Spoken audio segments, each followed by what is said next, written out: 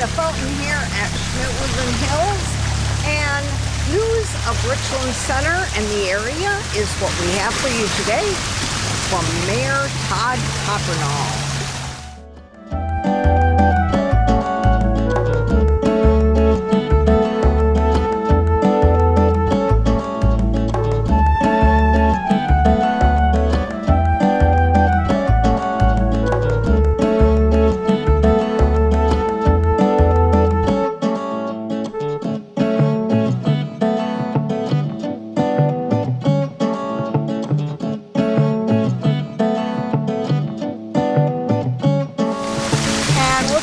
WRCO studio, where we'll hear an interview with Mayor of Richland Center, Todd, and we'll find out news and his insights.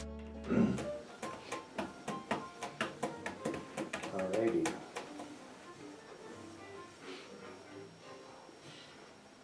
We begin a new week of morning shows on WRCO, and Mayor Todd is here to bat leadoff today and this week.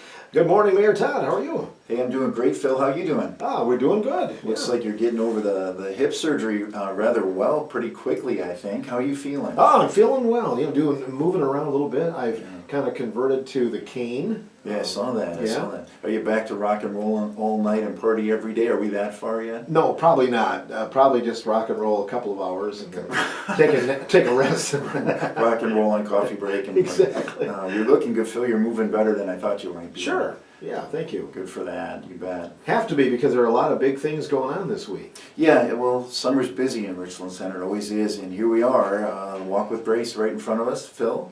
And I know I'll see you there, and I know that you had Seth Paulson down, this year's ambassador, and I have not heard his interview, so I don't know if he mentioned this or not, but Seth is actually family. He married my cousin Angie Brewer, and I got to know Seth. It's been several years now. Just a great guy and a wonderful choice.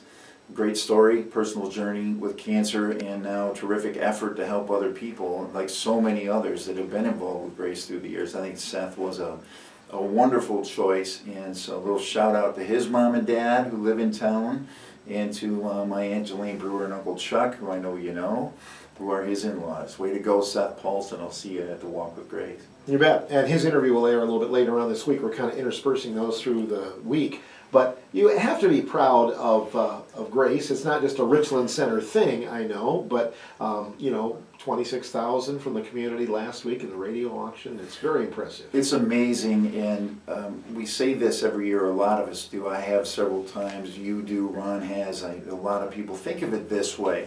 If you want to know whether or not your life will be touched by cancer, I'll give you two quick examples. One is my mom, who, Thanksgiving Day felt fine, and January 22nd had a 10-hour surgery to remove cancer, and then has since endured chemo and is now recovering from that, and at the moment at least is cancer-free, which is wonderful news.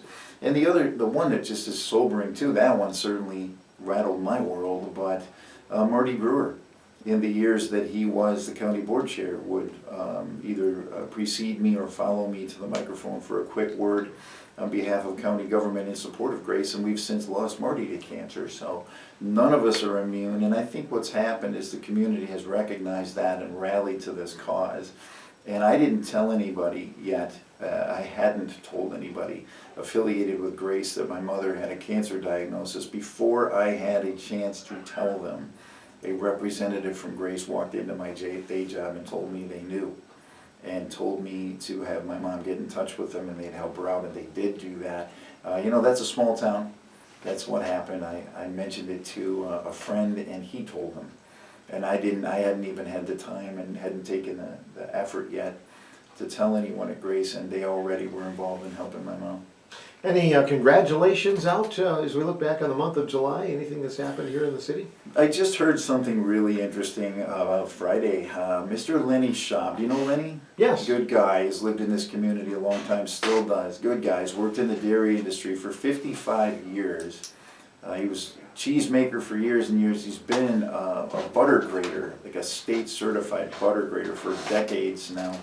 And he's been helping a facility down in Sheboygan make butter, and Lenny has won the blue ribbon for the best butter produced in the state this year. and is going to be recognized for that at the state fair. And I wanted to say a personal congratulations to Lenny. He's just a great guy and very community-minded on behalf of Richland Center, and just a hard worker in his field, and now he's getting an award at the state fair, which I think is pretty cool. That is, of all the butter in the state, to be Yeah. recognized as the best, how cool is that? In this state, that's a heck of a competition, right? It is. I mean, look how much dairy we do, and he won that, and I think that's great news. And again, congratulations, Lenny Shaw. In the city, construction updates, anything you can tell us? Right, yeah. So we had a special session of the city council. We meet once a month, and I call a special session, and we met mid-month as well, because we have a few projects moving forward, and I'm excited about them.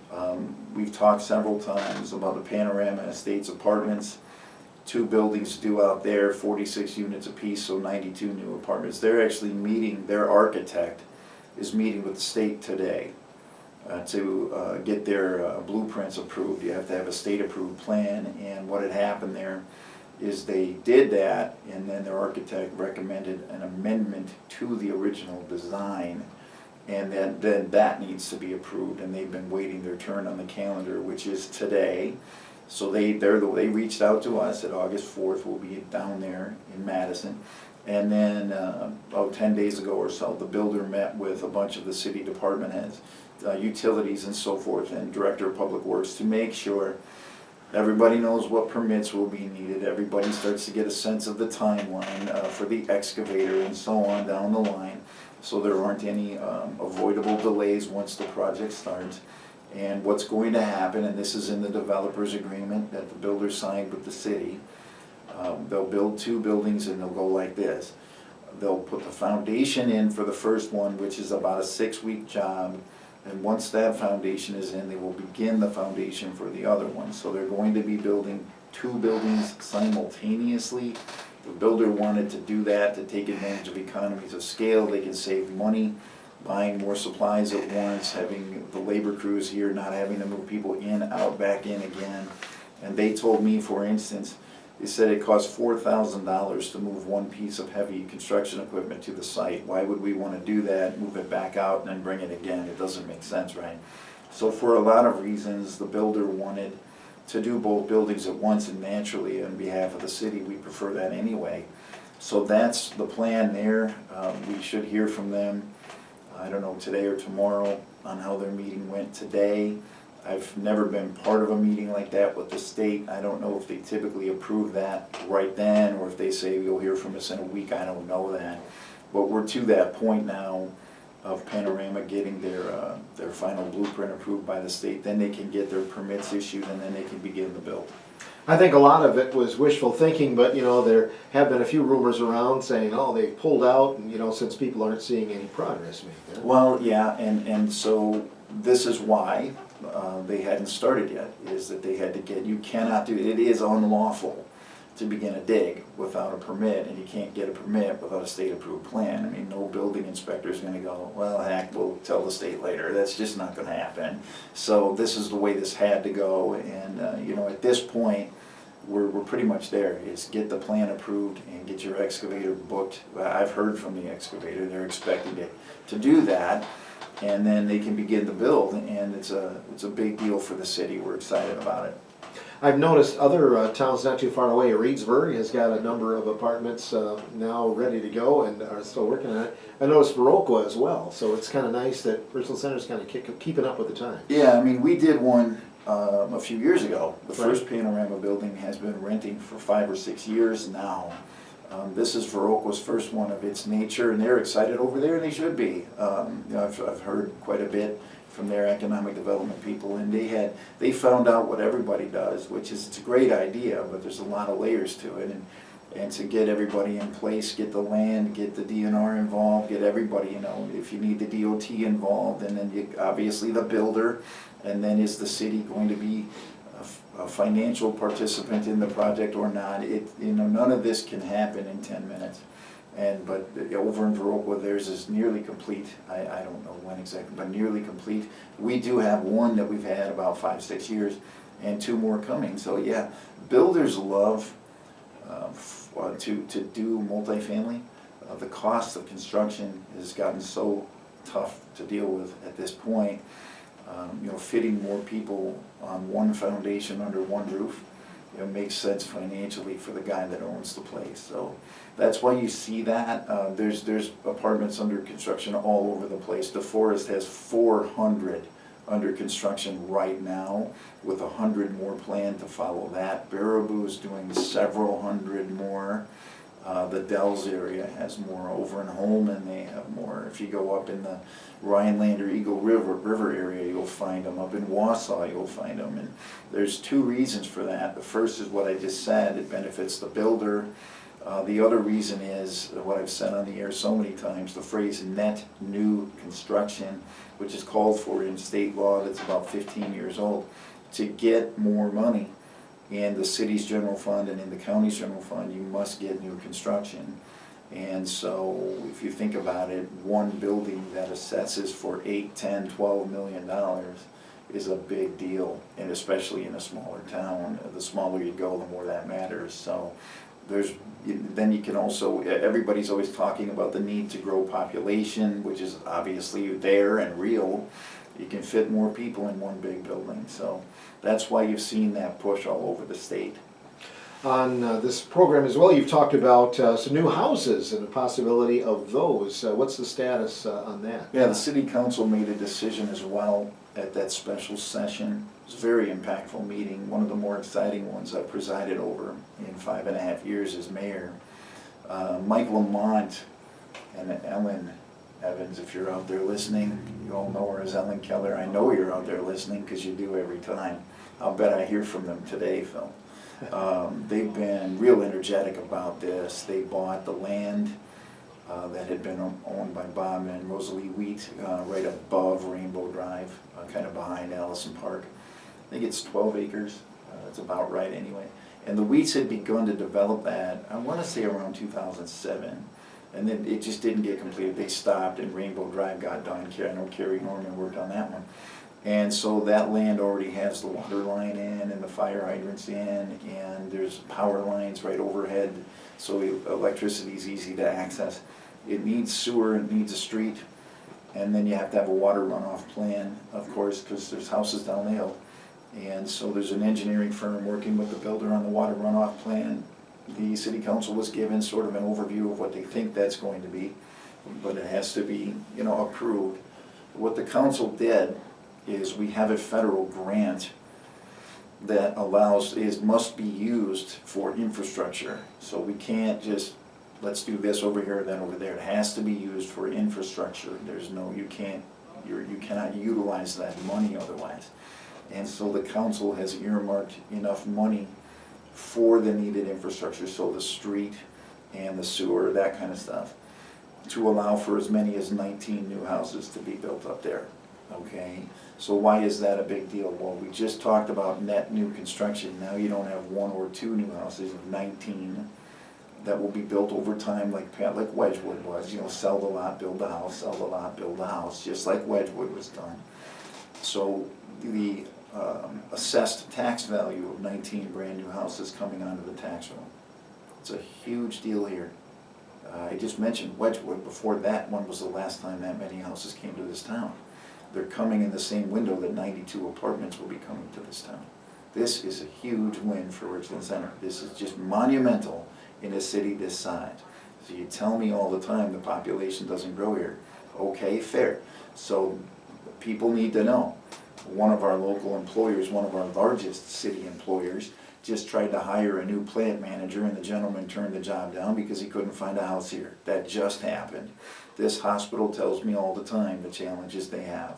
Recruiting staff because they can't find housing here. That's not a new thing, that's gone on for years, and frankly should have been addressed years before I ever got elected. It just wasn't. It is now. Okay, and you can keep going around and you talk to any employer, any of them. Ask the school district how tough it is to recruit and then retain young teachers based on the ability for them to find a house here. It's a problem at every level, And we've worked very hard to try to address it for two reasons. One is we desperately need the housing here. This cannot be overstated. Number two is net new construction. The only way we get more money for the city to pay its bills, for the county to pay its bills, is to get new construction. That's state law. It was in Act 10. Okay? Now either that, or we can cut services, or we can borrow money and throw that on the tax roll. I hate both of those answers, so let's get stuff built here. It's a challenge to get things built here. I've mentioned on the air how much of our area is floodplain. I've mentioned on the air how the steep hills, which are beautiful and are our calling card in many respects, but how those steep hills do inhibit new construction, because it's just, you're not gonna build up and over some of these hills. It's just not gonna happen. The cost of getting city infrastructure in there stops the project by itself. So it's harder here than it is in some other places, and you have to be more creative and maybe work a little harder, and we've done it. And we're here. I believe, even though nobody's turned dirt anywhere on either one of them yet, I absolutely believe at this point 92 apartments will be built and 19 new houses, 19 new lots will be made available. And the builders out there actually have several people who have contacted them and expressed interest in buying one of those lots already, to either move into town or to maybe get out of the house they raised their kids in that they don't need anymore and move into something new, which then will put their houses on the market, which will make it easier for young families to live in Richland Center. This is the good stuff, guys. This is what you should be rooting for your community. You want population growth? There it is. You want to get more kids in the schools? There it is. You want to grow the tax base? There it is. It all ties in to housing. And what housing? New construction. That's the point, and here it comes. You get to that point where you market that a little bit and kind of publicize it? 100%. I mean, there you go, right? So the builders, the owners of Panorama will market theirs. They own apartments all over the state, guys. They're not new at this. They know what to do. And they've got a plan to rent up 2 buildings. They absolutely are not concerned that that's a problem. And they own these all over. So now they already own the one here, but I don't know everywhere they are, but I know they're in the Dells, I know they're in Holman, I want to say, maybe Rhinelander, up in that area somewhere. Anyway, these guys aren't rookies. They know how to build and how to fill them, and they'll do that part. On the new houses, obviously the primary work will be done by the landowners, but yeah, I mean, obviously, that by the time that gets done, know this, when you put a road in, a street in, you have to go out, get bids. There's not a lot of paving companies working this part of the state. So one delay will be getting the street in. Obviously, you're not going to build until you have the way in. And it wouldn't surprise me if that street's not fully complete until something like September of next year, because they'll have to go through the bid process. That'll happen over the winter into the spring. Then whoever the company is that wins the bid will have to line up their crew to get out here. Then they'll send them out here. Then you deal with the weather. If it's rainy, it slows you down, etc., etc. Every time we've done a street project, it tends to conclude, late summer, and I would expect that too on that one. So, but that's okay. That's just, we know that now. That's nothing to be concerned about. That's just the way construction works in this world, in this part of the world. So, in the meantime, the landowners are doing everything they've been asked to do. They know, again, these people are very experienced. Mr. Lamont has years of experience in construction. Ellen has years of experience in real estate. They've made a great team, and they've brought this possibility to us. During the city council meeting that you alluded to, big news about possible hotel. I know you had a couple different entities presenting there, Mayor Todd, and how did that go? Maybe you could recap it. I'd be happy to. I think that's very important for the community to hear. So by now, 2 years ago probably, Mr. Marty Richards. You ever hear of Marty Richards? Phil, you don't know him? That's one of those, are you from so-and-so, do you know? And then you never know whether you should say yes or no. Right, yeah, well. Because they either like this person or, so. Yeah, yes, I know him. I want to say he went to Ithaca High School. Yes, and he's on the morning show tomorrow. He's on the morning show tomorrow. So he can have his equal time. Then I'll say wonderful things about Mr. Marty Richards, a great guy. Glad to know. Now, Marty is our tourism director. Okay, and Marty came to First, the department head meeting, so that's myself, the city administrator, and for instance, you know, the police chief and the public works director, and then all the utility department heads. We meet once a month. And at one of those meetings, he talked about how this community has missed out on several events that he's trying to attract because of the lack of hotel rooms. Yeah, I've heard it when there were simply people who had a class reunion, people who were here for a wedding, people even here for a funeral and wound up staying in another town because they had trouble finding a room. I've heard that many times, and he's heard it louder than I have, and in a sense, think about it that way. So if you could have had whatever, just one event or another, that would have brought tourism dollars and impact to our community and to our local businesses, and they end up going somewhere else saying, hey, you don't have enough rooms for us to book what we wanted to do. So, well, we said, well, you know, we believe you, Marty, but, well, if we're gonna get serious about that, we gotta have some data. We gotta know it's a problem. We can't think it is.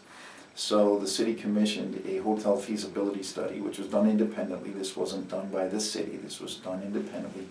And the group that did it, that's what they do, that kind of work for a living. They're professionals. And they came back to us and said, yeah, you need 54 more rooms. Okay, a hotel feasibility study was done that showed a need for 54 more hotel rooms in Richland Center. That was presented, the plan commission heard that, the city council heard that, and we took it to heart and we said, well, now what? If they say so, they're the professionals, so where do we put it? Well, the city happens to own the land to the north of the downtown Quick Trip, right there on the other side of Court Street. Think of where the farmers market's being held, right there. The city owns that land. So we said, well, 1 + 1 is 2. So we did a request for proposal, and we made it known that the city had interest in attracting a hotel. So if a hotel chain had interest, let us know who you are, and we'll get you on the calendar to make a proposal to the city council. And we heard back from 2, Cobblestone and Grand Stay, who are 2 reputable chains who cater to small cities. That's what they do. That's what makes them Richland Center appealing to them, and it's why it made them appealing to us. They speak the language. Everything they do is with a small place in mind. And they both came down and did live presentations to the city council. They both submitted their information that we requested so that we knew more about them. Several members of the city council toured a hotel from each chain. Some of us have stayed. I stayed in a Cobblestone. I haven't been in a Grand Stay yet. A lot of us did our homework. And then at that same council session, the special session where the grant money was allocated to do the houses we talked about, the council had to make a choice. Do we pursue Cobblestone or Grand Stay? And honestly, it was a tough choice because they're both quality organizations, but the council voted to pursue Cobblestone. And so that's where the city's going to go. And then what happens now, some of this has already been done, we don't just say, let's get them. What's it gonna take? Oh boy. Well, you get too emotional, you can make a bad choice on behalf of your city, and you don't ever wanna put the taxpayers in an uncomfortable position. So what we do is we work with a group called Ehlers, which is spelled EHLERS, and that group's been around a long, long time. And they assist municipalities, large and small, in basically financial review and analysis of potential projects. What tools are available if the city gets involved, what's a fair risk, if you will, and what's too much. Because what you don't want to do, the term is unduly enriching the entrepreneur. In other words, somebody comes to the city and says, I want to build this thing. Give me millions and I'm all yours. Well, imagine that. Okay, so what's fair and what's necessary and what's not, because you can't, anybody's going to ask for as much as they think they can get. But you're dealing with the public's money. You're dealing with public debt if it comes to that. So you don't just say, well, boy, they want X amount, should we do it? No. You say, this is what they asked for. Ehlers, what do you think? And this is where it gets really interesting, because Ehlers isn't going to give you an opinion without a review of the finances of the entrepreneur. And this, a really quick way to know if somebody didn't really need the money, if they start getting asked to provide financial data and they run away. Not everybody wants to show what color their underwear is, right, Phil? I mean, really. So you get into, the need. assessment. It's called the but-for test. But for this, the project would not get built. If there's another way, find the other way. But for this, that's when you get involved with what's called TIF financing, tax incremental financing, creating a TID, which is a tax incremental district, to help pay for a new project. So Ellers came back and basically told the council what they think really is necessary to get a hotel built. And so the council will have decisions to make going forward, but Cobblestone has been made aware of what Ellers has told our city council, and it's now in their hands. So the way this will go, there is not an agreement at this time to get a hotel built. There is direction from the city council for city staff, so the administrator and the economic development, to pursue this with Cobblestone. And then if this looks like a feasible project based on what Ellers has advised us to work with, then a developer's agreement will be drafted that would basically govern the project and spell out what Cobblestone will be doing and when, sort of what their obligations are, and if the city's taking on any obligations, those will be spelled out too. And the one example that's currently active in Richland Center is Panorama. There was a TIF, a TID, a tax incremental district, using tax incremental financing, was created to get Panorama built, because without it, it just didn't work. And that's what happened there. That's the only one we have open. Most of the communities around us have several open, because that's how it's a very commonly used tool to get things done. It's possible a TID would be created in the Orange Street area, not just for a hotel, but that the hotel would be part of that. That decision has not been made, but that is a possibility. It should just be considered a possibility for most big projects. It's just a commonly used tool. So we're going to go through those steps with Cobblestone and see if we can reach an agreement, which we're all excited to do, to get a brand new hotel built in our downtown area. The number of rooms you said, suggested, that's about how many they'd be looking at? Yeah, right in that size, yeah. And we'll share more about what the hotel would look like and the amenities and all that as time passes. At this point, our focus is on reaching an agreement so the project happens in the first place. We are at a choice of who we're pursuing, and they've done a very fine presentation to us, and their reputation is very strong among the communities they're in. So that's all great, but now we have to get down to it and see if the developer's agreement can be crafted and signed, which would then allow for the groundbreaking. I mean, we're all optimistic and hopeful, excited. I think it would be a wonderful addition to the community, but we're not there yet. We are at the point of this is who we're working with. We'll see if we can get there. Are you aware of what made the decision, why the city council made the decision to go with Cobblestone? What kind of put them over the top? Well, you can see that. I think Mr. Ben Kelch, who's a wonderful man, seated in the room with me now. Ben and Rod Perry make sure that all of our city council sessions are preserved on video. If somebody wants to watch it, it's available online.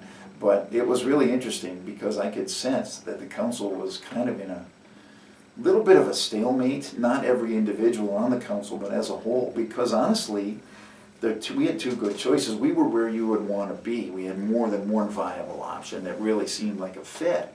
And even the people that had toured both facilities were like, man, I like this one for this and that one for that. And at that point, I was asking the council, what direction would you like to go?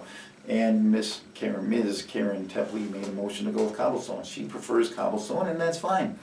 And she made that motion. I believe Mr. Steve Downs seconded that, and it passed with a 7-1 vote. And I think, honestly, I think if a motion had been made to go with Grant Stay, that likely would have been voted through too. I don't feel like the council was opposed at all to either organization, but we can fit one. And it just went that way, and that's fine. They're both fine organizations. We're very happy to be working with Cobblestone. They're represented by good people, and I'm sure they'll work hard on this as we will, and looking for a positive conclusion to get a new hotel in Richland Center. Mayor Todd Coppernall, our guest on the Monday Morning Show from WRCO, and we'll have more after this time up.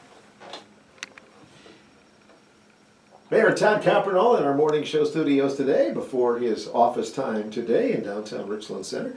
Good to have you in here for your monthly visit. It sounds like July, you made some progress during the month of July, didn't you? Yeah, just busy all over town, busy with everything, and let's talk about a couple things I got to get out and see in July. The first one, I know Tony McCarville's been on your show, talking about what people will remember as the Gables Restaurant building. Well, if you haven't driven by it recently, you see the work they're doing down there. They're making real progress now, new windows in, there's a new dormery in there. They're really transforming the building while preserving what it's always been. It's kind of a blend of old and new. That building's about 100 years old. And they will be putting a new business in there. I'm sure Tony talked about it. I'm not going to, because it's their story. But I heard about it, their plan for it over a year ago now, and their enthusiasm for it. And it's something a little bit different than what Richland Center has, which is part of the appeal. I think it's a great idea. And I don't know, at this point when they think their construction will be done, but they're really moving faster now. And if you drive by, you can see that. I don't know if have you been down there? Mm-hmm. Yeah. She's been swinging a hammer too. So they're not just hiring it out. They're down there. You see them working down there a lot. The other thing I did, and I really want to thank the folks that have been involved at the AD German Warehouse for an invitation I got to come down after work one night, and a representative of their group met me and let me in to show me what they've done in that first level there in the AD German Warehouse. So the last time I had actually been inside that building, I was an older person. It was the spring of 2019, so 6 years had passed. Mr. Lon Arbogast gave me a tour of that entire building, including a trip up to the rooftop, all the way through it. And at that point, the building was much different than it is now. It had a musty smell. It had some old fixtures in there that are now gone. And what they've done is they've made that first floor just beautiful and vibrant. And on Friday nights down there, it's open to the public as a sort of a lounge, a place to relax. Some weeks they have live music, others not. Sit with friends, and it's just a really comfortable space. I couldn't believe it was the same building on that level. And they've put an outdoor space in the, the breezeway right behind the warehouse, but between buildings. That was actually really cool too, and I'm gonna guess Jane Kent's had her hands on that just from the looks of it. And so I don't know everybody who did, so I'll stop naming names. But I was very impressed by that, and all I said was that at some point Kim and I will come down on a Friday night and just hang out, and we will. And so after that, I've tried to take a look when I come home from my job on Fridays, around 5:30 p.m. rolling up Church Street. I take a look to the left, and there's people, man. There's vehicles parked all around, and more people inside than I've ever seen in that place in my life. So again, I'm just trying to commend local people for hard work, trying to do things that will have positive impacts on Richland Center. I love to see new opportunities and growth, and sometimes a new opportunity comes in an old space. And in this case, that's what's happening at the AD German Warehouse. Yeah, always cool to talk about brand new buildings, but I also like to see the preservation if it's possible for some classics. You get blends, right? Sometimes an old building can't be maintained and has to go. Other times it can be renovated, and it's always emotional either way. Nobody wants to lose a place they have an emotional connection to, but sometimes that can't be helped. And other times you sort of get the win-win. The traditionalists are happy, and so are the people looking for something new. So they've got more work to do down there, but they're doing it. And they've made a lot of progress that I just hadn't seen for myself. So I did, and I'm really glad I did. Thanks again to the group for the invitation. New seats coming into the auditorium as well. Seats at the auditorium, so there you go again. A lot of work renovating that old building that's been going on for several years. There's an elevator in there now that was never there, and so on and so on, and now more comfortable seats are coming. And again, who doesn't want that? But without losing the look and feel and familiarity of our auditorium, it will have more comfortable seats. It's kind of that blend of old and new that you just mentioned. And the stage being dedicated to Betty Hayes along the way? Yeah, that's incredible. I mean, I know a lot of people have taken a minute to comment on and compliment Betty Hayes. Well, do it again.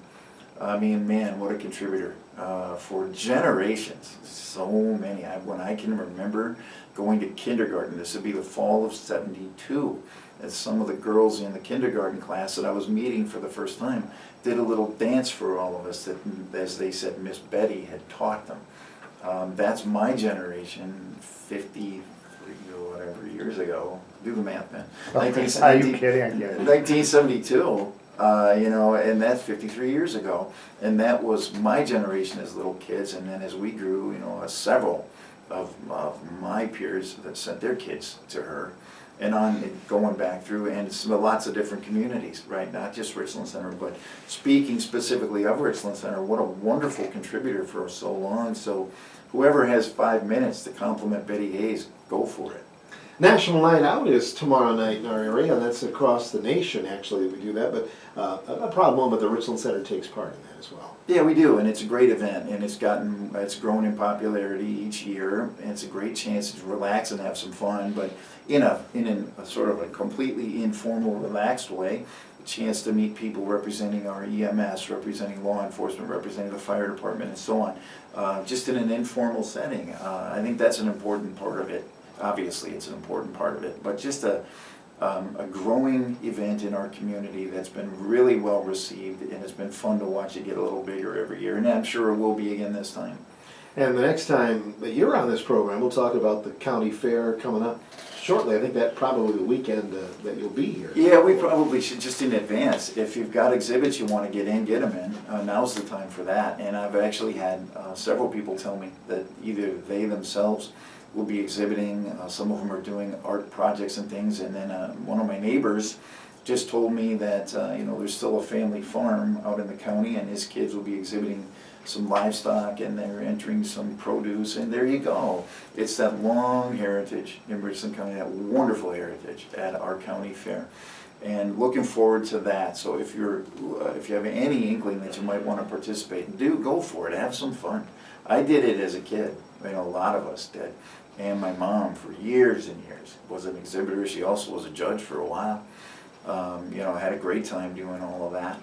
And now my wife participates in some of these things with some of her friends, and it's just sort of that tradition.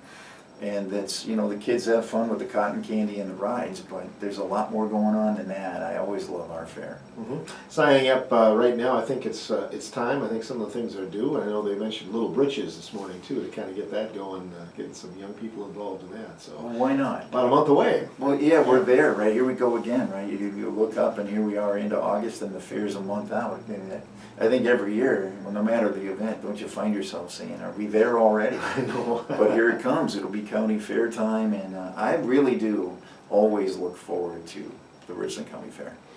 David Turk and members of the county were here, the county board, the other day, and of course a lot of things that don't necessarily, you know, you don't have necessarily a say in or whatever, but campus buildings and reconfiguration, that continues to be a hot topic. Anything from the city angle? Well, no, specific no. Are you asking specific to the campus property? Yes. Okay. No, so the county's doing their due diligence, they own the property, okay? Well, which means we own the property, all of us, because we all live in the county. So that's about 130 acres out there. Some of it is floodplain, a good amount of it is, but obviously some of it isn't. It's very valuable real estate, as I'm sure was explained on the air here. One of the bridges has now been replaced out there, which needed to be done. Okay, so whenever it is time for decisions to be made on what happens next out there, the county is the owner of the property. The property exists within the city. This represents a phenomenal opportunity for the county and the city to work together. Because for one thing, it can't be avoided. It's county property within the city. So, depending on what would be proposed, potentially, if something new was constructed there, that kind of thing, that property will be subject to city zoning laws. That property will be subject to the city's comprehensive plan. That property will be subject to the city's land use map. It's no different than any other property in the city. It just happens that this one's a big one owned by the county. So yeah, it's for the county to decide what they want to do. But from that point, it's not over. It's not just this is what we're doing. No. what happens has to be in compliance with city zoning, city land use, city comprehensive plan. That's not a threat, that's not anything negative at all. What it is, it's just explaining to the public who needs to know this, that both the county government and the city government will ultimately be involved in what happens to that property, because it's a very large county-owned property within the city limits. It has to be that way, and that's fine. We've worked together on several things. You know, I have several friends currently representing the county. I'm not worried about this at all. I just want people to understand the process. The county does this, they come up with what they think is a great idea. It will have to come before, you know, for instance, the city planning commission, very likely the city council. That's just because it's in the city. So I think it's a great chance for the county and the city to show the public that we can collaborate without friction, and I expect that to happen. And we also talked about new courthouse possibility, new jail, you know, new police, you know, those kind of things. Again, that's a county thing, but it is in the city. Well, and therefore, okay, so an interesting part of that. So it is a county thing, which means it's the county board, you know, and the county board chair and the county administrator. Those folks work on this. That's the way that should be, and it is. But yeah, if they're using property within the city, which if you stop and look at our county, it's going to be within the city. We're the only city in the county, and you know, the kind of the hub for Richland County. So much of what the county does, so many of the buildings they own do exist within the city of Richland Center. So again, yes, two separate entities, but never forget this. Every resident of the city of Richland Center is a resident of Richland County. Where is Richland Center on a map, do you think? It's in Richland County. So it doesn't have to be an us versus them or a me and a they. Get that out of my face, I have no time for it. Richland Center and Richland County are married for life. We're the only city the county's got, and they're the only county we exist in. So depending on your point of view, it's the same answer. We cannot and should not ever attempt to separate the two, because it's not going to happen. You're not going to take 5,100 people out of a county of less than 18,000, and you're not going to get another city the size of Richland Center to just show up and build out here. So we need to get along, and we are. We're doing that. A lot of credit to first Marty Brewer and now Dave Turk on the county side, who've been the county board chairs while I've been mayor, and I'm really proud of that and the effort that's gone in, and the administrators in both entities as well, working hard to get along and find ways to work together. We have to. A lot of county property is in the city. Again, city zoning, city comprehensive plan, city land use map. This stuff exists for a reason, the same way the county has its rules that it follows. And I look forward to opportunities to work with the county. It's not confrontational at all from me or from Mr. Turk, and that's a very important element. And I just think as we go forward, the county's got some big choices to make. You're going to need a new jail, you're going to need a new courthouse. They told you it costs $90 million. You forget it. The county doesn't have that money and can't borrow that much. So get creative. What do? Well, again, this may lend itself, or we don't know yet, but this may lend itself to a golden opportunity for the city and the county to work together and find ways to improve efficiencies and represent all of our people, and maybe in a little bit better way financially going forward. You can't get out of some of this, and you shouldn't try to. These services that are mandated, obviously law enforcement's chief among those. So you gotta have your police station, your courthouse, your jail, all of that. You must have that. Well, the city has what it has and the county has what it has, and we have limited space and limited resources. So any time we can find a better way by working together, we have to look at it and figure it out. Doing anything fun this summer, Mayor Todd? Any vacations or anything? I haven't done a vacation. I'm not going to get one in this summer. There's just been too much in my family. You know, my mom's health, and my wife had a health issue in the spring that she's just gotten through, and my father-in-law lives with us, and he did too. So it has been wild in the mayoral estate on 8th Street. It's been wild this summer, and so there just hasn't been the brain space or the time available to go take a vacation, but that's okay, whatever. Everything's gonna calm down. Life does what it does sometimes. I am enjoying the summer though with my wife. Kimmy and I got out on the UTV yesterday, just touring around Richland County, looking at this beautiful place, and we cruised up past the Oakwood fruit farm up there, and we're thinking already about the trip we always take out there, which is again, just a few weeks out, I'm sure, before we do that. And what I love about cruising around Richland County, and I don't just mean Highway 14 and Highway 80. When you have a UTV, you can't be there. So you're in township roads and county roads. And you see the real beauty of the place and the characters that live here. You know, people are friendly here. And I've had farmers wave at me, come here. And they'll just stand and introduce themselves to me in the middle of nowhere. And they're just out painting a wall or chasing the cows or whatever they're doing. And they just saw me, so they said hi. And I just love that part. That's one thing that getting into the whole off-road machine lifestyle has brought to my household is Kim and I are both from here, grew up here. There's got to be 30 really cool places in the county that we'd never known were there because you have to leave the highway to find them. And then we did, and now we do. And then that's just kind of a fun thing. So at this time anyway, in lieu of a formal, more planned vacation, we've snuck in our time when we could to go do that stuff. Great. Anything else you wanted to add today? Just a thank you and a message of gratitude, basically to everyone who can hear me today. So, you know, I think life is about two things more than any other things. And they are empathy and gratitude in whatever order you want to rank them. If you want to know, if you want to be able to get anything done, you have to have empathy. You have to. If you can't relate to other people and understand where they're coming from, if you can't learn the skills it takes to get them to hear where you're at, and do both things equally well. You have to hear the other people first, but then you have to express yourself in a way that makes sense to them. So empathy, or you get nothing done in life. And gratitude, because life is hard. I don't care who you are, and you will be challenged over and over again from start to finish in this world. And someone very intelligent, a woman who grew up here, taught me that about 10 years ago when I was going through a pretty big challenge in my life, and explained to me some terrible things that she'd had to overcome, and said to me, every morning when my alarm clock goes off, I turn off the alarm, I put my feet on the floor, and before I stand up off the bed, I stop and think about what things I have to be grateful for. And verbally out loud, sitting alone in her bedroom, expresses the things she's grateful for in the moment, every single day before she even stands up off her bed. And this person is the most positive human being you'll ever meet, lights up a room everywhere she goes. And when she told me the things she'd had to overcome, you'd think she'd be bitter and angry, and she said, that's why I do what I do.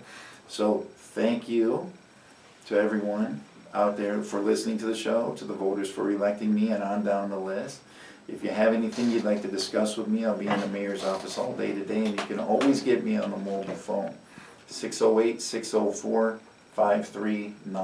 Thank you. Wonderful. We'll see you at National Night Out on Tuesday night, and then at Grace on Friday night. Thank you, Phil. You bet. Mayor Todd, the mayor for the city of Richland Center, Todd Coppernall, guest on today's morning show. Well, thank you for joining us. Remember, Tuesday, tomorrow, the 5th of August, is National Night Out.